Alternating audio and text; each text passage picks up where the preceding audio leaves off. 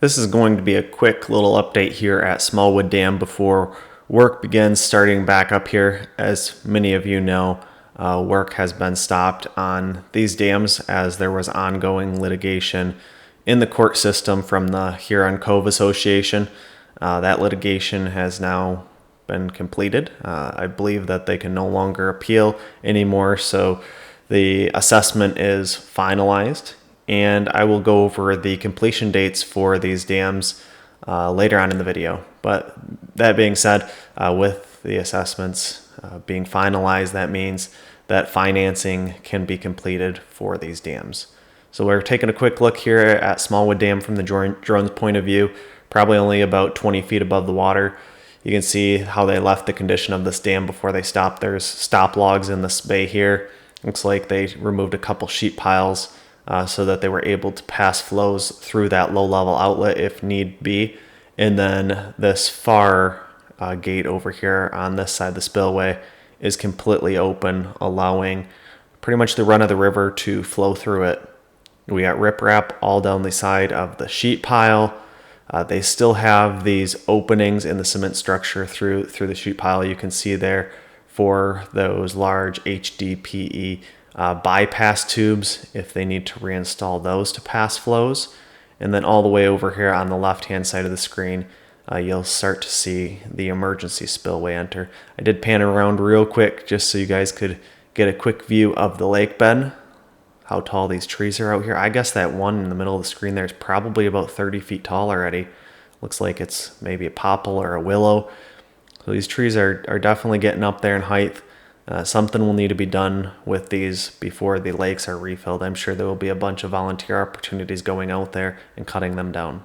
Spillway's looking great though, baffle blocks in place, the sill there, and then a ton, literally many tons of riprap that have brought in here to, I guess, just kind of dissipate any energy with that water flowing over here before it enters back on the other side of the dam into the Tittabawassee River. The river here is pretty turbid. This was after a rainfall event earlier this spring, so we can see that some of that clay sediment has been stirred up into the water column, and the water is not super clear. We're on the other side of the dam now. You can see a lot of that water flowing through that low-level outlet on the left-hand side of the screen. We'll get a nice close-up shot of that real quick here soon too. And then the right-hand side of the screen, that water flowing through that spillway there too. I think there is a little bit of water maybe passing through the spillway here too. It looks like this one's pretty much complete though. They got the baffle blocks all poured in there. That center retaining wall between both spillways looks like it's nearing completion. Looks like they still have a little bit of concrete to pour there. Maybe a little concrete to pour on the left-hand side. See some exposed rebar here and there in some locations. But if you guys have been watching the live camera down there on Sanford Dam, it actually looked like they were doing some pre-work to installing the gates, maybe some seals that were in place, but you could see the actual curvature of the gates that are going to be going in place on spillway one down there on Sanford Dam.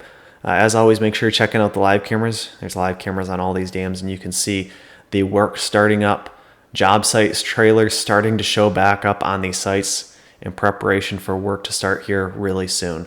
Again, that water flowing through the low-level outlet, passing some of those flows that will be super helpful during the winter time so that they don't have to remove the ice from these spillways from that water, bouncing back up, refreezing.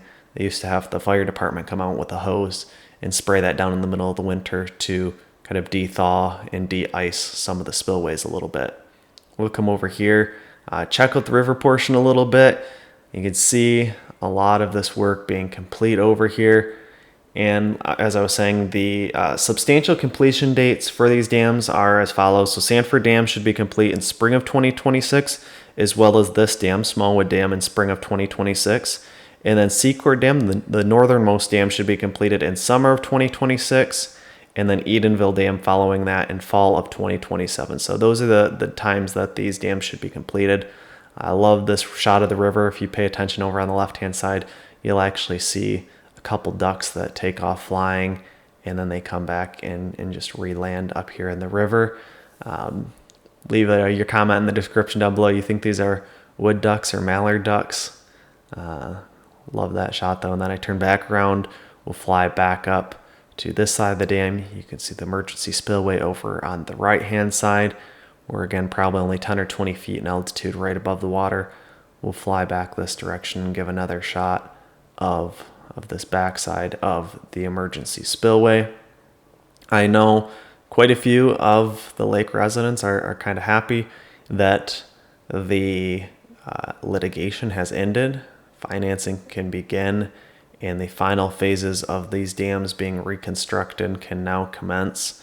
There are a few members, mainly the members of that Huron Cove Association, that would have just preferred to, maybe not preferred, but they didn't want to pay the assessment, and these assessments are very large.